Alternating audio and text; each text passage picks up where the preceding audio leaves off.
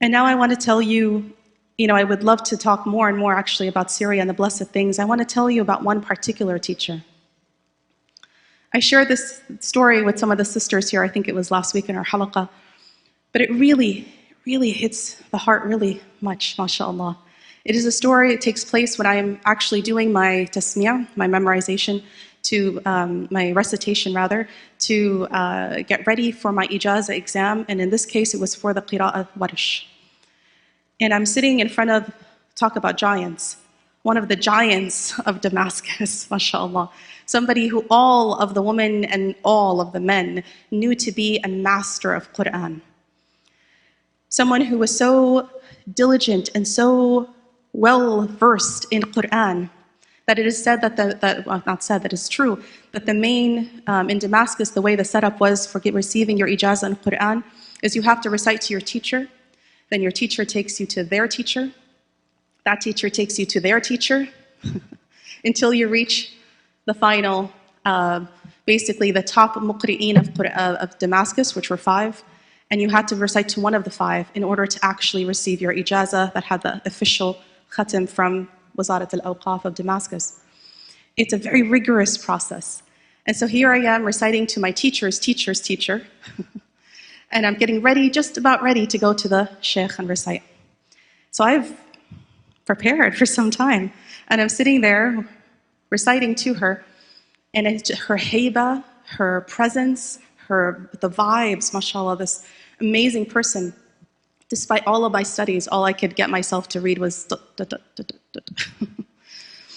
And so she said, Rania, take a break. I said, okay, I was so embarrassed, mashallah. She said, take a break.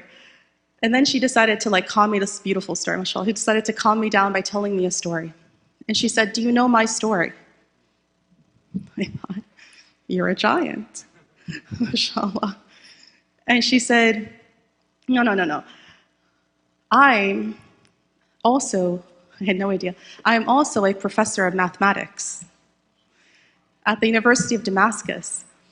And I have been, and since the 70s, the only female faculty member in mathematics in the Department of Mathematics in the University of Damascus. I had no idea. I was blown away, amazed. And I just and she said, did you know? I wasn't always a sheikha. I wasn't always a muqri'a jami'a. She had all 10 recitations completed in ijazah on all of them.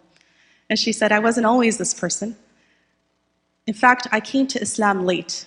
I thought, came to Islam late? MashaAllah. And then she said, when the wave of feminism hit Damascus, so many of us were taken by it. And all of the people that thought themselves to be educated and more advanced, maybe socioeconomically, we all took off our hijabs, and we all, and she said, I just was raised in a family that wasn't at all religious. So it's not like she took off her hijab, she just was raised in a family that wasn't religious.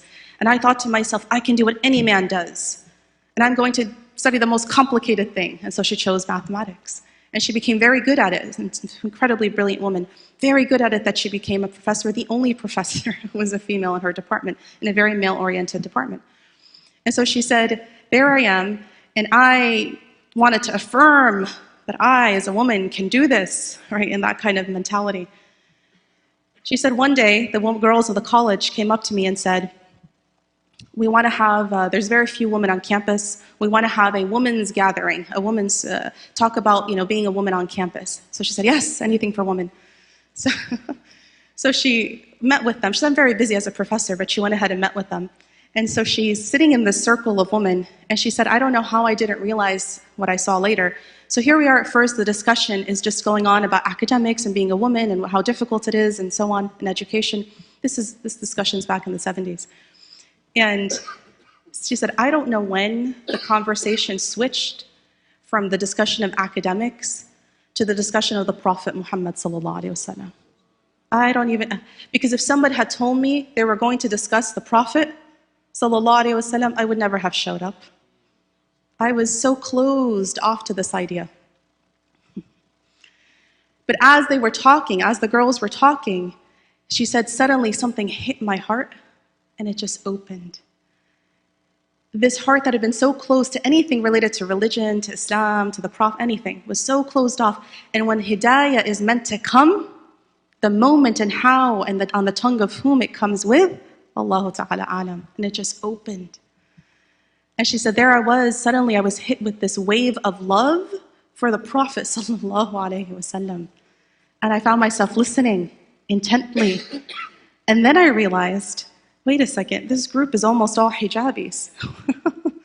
And she said, and do you know what I was wearing that day? And this is where the real crux of the story is. I said, Yani, what could she possibly be wearing? So she says, the whole conversation's happening in Arabic. And then when she came to this point, she said, miniskirt. And I said, what? So in English, she repeats again, miniskirt.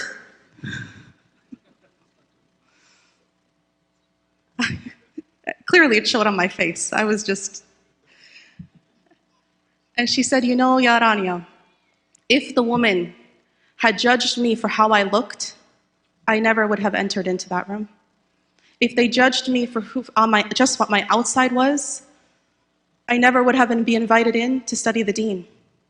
If they had judged me and said, she's one of those women, she's one of those feminist, I don't know what woman, right? I would never have begun this journey. And there I was, fully welcomed by this group. And one thing led to another, one halaqah led to another, one teacher led to another, and that brilliance that she took to get a doctorate in mathematics at a time when no other woman had a doctorate in mathematics, imagine putting that brilliance into the memorization of Qur'an. She became so learned in Qur'an and so accurate in all of her pronunciation that the sheikh, the head sheikh that we receive ijazah from, rahimahullah and rahimahullah, both of them, subhanallah, that when he would travel to go on Hajj, even though he had hundreds of students, hundreds of male students underneath him, he would choose her in his post to fill in for him, to give ijazah on his behalf when he would travel. That's how qualified she was. And she said, had they judged me, had they looked at me and said, oh, you can't enter the masjid like that, sister, here's a blanket. I'm being very serious. I tell this story to you because it really resonates with me. And it resonates the kind of woman that I studied with. And it resonates that anybody, this deen is for everybody. This deen is accessible to men and to women. This deen is accessible to your daughters. This deen, I'm talking to the women and to the men.